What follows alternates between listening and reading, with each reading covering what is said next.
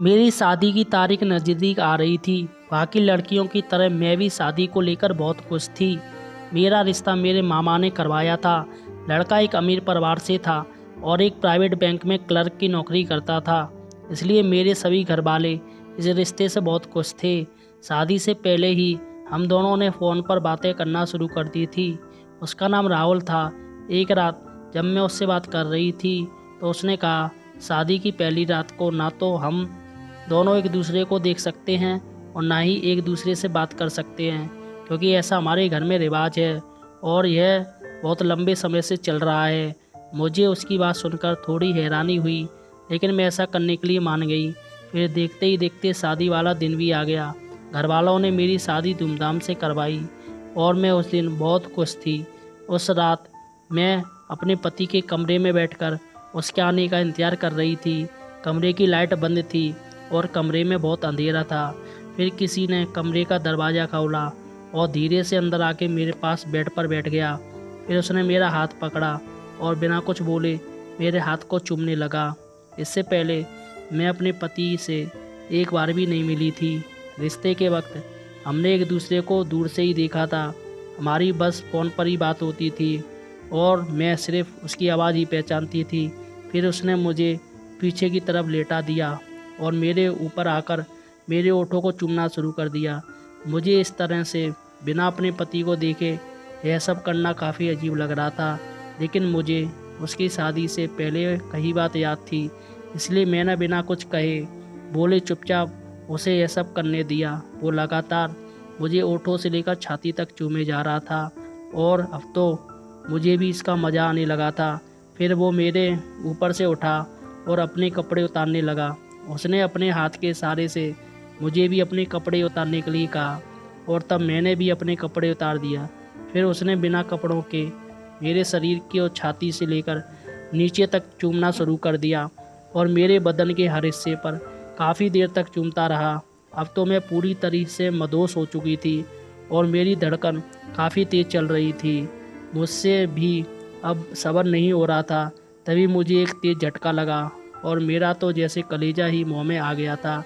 तब मैं उसके साथ कसकर लिपट गई, लेकिन जैसे ही उसके साथ लिपटी तो मुझे कुछ ठीक नहीं लगा, क्योंकि राहुल को मैं बहुत पहले देख चुकी थी और वो दिखने में काफ़ी दुबला पतला था, मगर जिसे मैंने अभी अभी अपनी बाहों में लिया था उसके शरीर का आकार वैसा बिल्कुल भी नहीं था जैसा कि राहुल का था। अब मुझे शक होने लगा था कि यह मेरा पति राहुल नहीं बल्कि कोई और आदमी है, लेकिन मैं कुछ बोल भी नहीं सकती थी।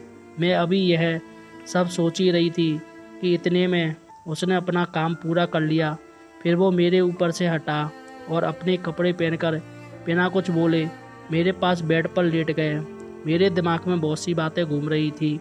ऐसे ही सोचते सोचते 2-3 घंटे गुजर गए और अब तो सुबह भी होने वाली थी। तभी मुझे बाहर से किसी की हल्की सी जानी पहचानी सी आवाज़ सुनाई दी।